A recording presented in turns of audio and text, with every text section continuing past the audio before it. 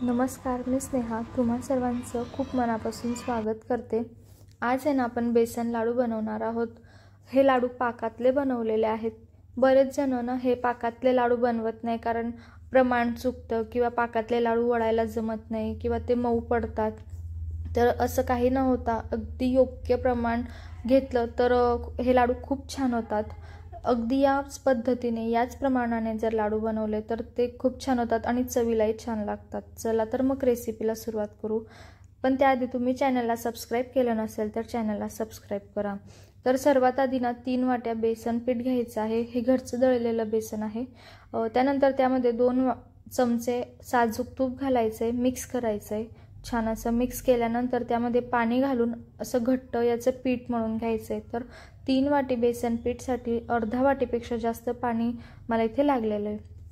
त्याचबरोबर साईडला पाक सुद्धा बनवायला ठेवून द्यायचा आहे। 1.5 वाटीने साखर घेतलेली आहे आणि 2 वाटी पाणी टाकलेले आहे। वेलदोडे टाकायचे आणि याचा ना 1 तारी असा चिकट पाक तयार करून घ्यायचा आहे। पाक 1 तारी झाल्यानंतर जास्त शिजवायचं नाही किंवा कच्चा सुद्धा राहू द्यायचा नाही। 1 तारीच पाक याच्यासाठी बनवून घ्यायचा आहे। तर आता जे पीठ मळून घेतलेलं होतं ना त्याचे गोळे तयार करून घ्यायचे आहेत आणि याच्या पुऱ्या करून घ्यायच्या आहेत। तर बरेच जण काय करतात की या पिठाचे असे गोळे करतात आणि ते तळून घेतात। तसं न करता अशा बारीक पुऱ्या याच्यात लाटून घ्यायच्या आहेत आणि या पुऱ्या तळायच्या आहेत। गोळे जर केले ना तर ते वरतून तळले जातात पण जे आतमधून आहे ना ते कच्चे राहतात। त्याने लाडूला चव चांगली येत नाही। त्याच्यामुळे अशा पुऱ्या बनवूनच तळून घ्यायच्या आहेत।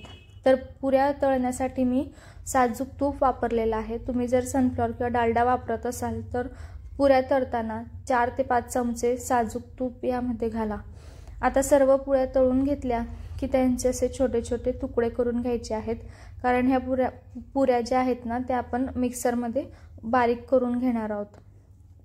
तर सर्व पुऱ्या अशा बारीक याचे तुकडे करायचे आहेत आणि मिक्सरला हे वाटून घ्यायचे। तर वाटत असताना मिक्सर चालू बंद करायचे आणि एकसारखं हे वाटून घ्यायचे। खूप जाडसर वाटायचं नाही, बारीक वाटून घ्यायचंय बघा असं या पद्धतीने। जाड वाटलं की मग ते चाळावं लागतं परत।